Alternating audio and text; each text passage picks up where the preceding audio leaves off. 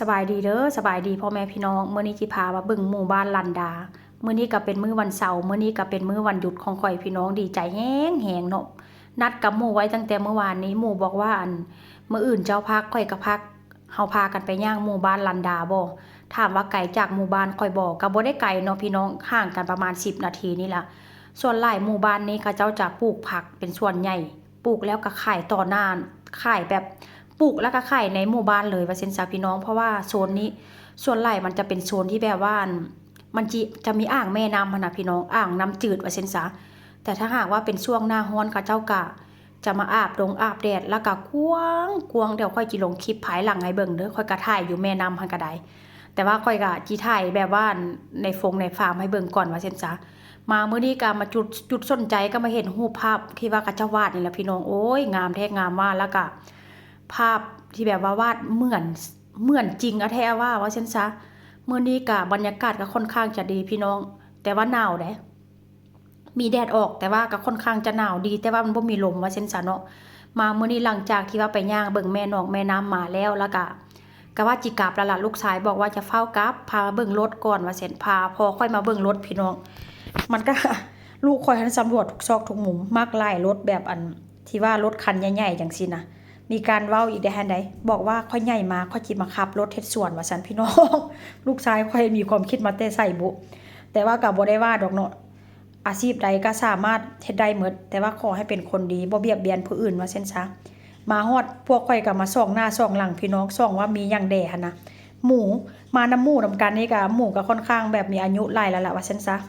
มื้อนี้มาเห็นต้นอันนี้พี่น้องคล้ายๆกับต้นตะไคร้หรือว่าต้นหัวสิงไคบ้านเฮาแต่ว่าจับนี่บาดมือรถได้ใบอันนี้นะค่อนข้างจะหุนแหงหน่อยนึงเนาะพอมาฮอดเนาะพี่น้องพอมาฮอดพวกข่อยก็ส่องหน้าส่องหลังข่อยก็เคยมาย่างอยู่แต่ว่า2ปีที่แล้วพุ่นล่ะตอนลูกยังน้อยลูกสามารถเข็นได้เนาะเข็นแล้วก็ลูกก็สามารถนอนนะแต่ว่าช่วงนี้ก็ย่างบ่ได้เพราะว่ายังนึ่งมามันหนาวได้ส่องมาลูกใหญ่มันย่างน้อยนึงลูกก็เมื่อยแล้วว่าซั่นซะแล้วการนี้เป็นโบสถ์ของหมู่บ้านนี่แหละเนาะเวลาเขาเจ้ามี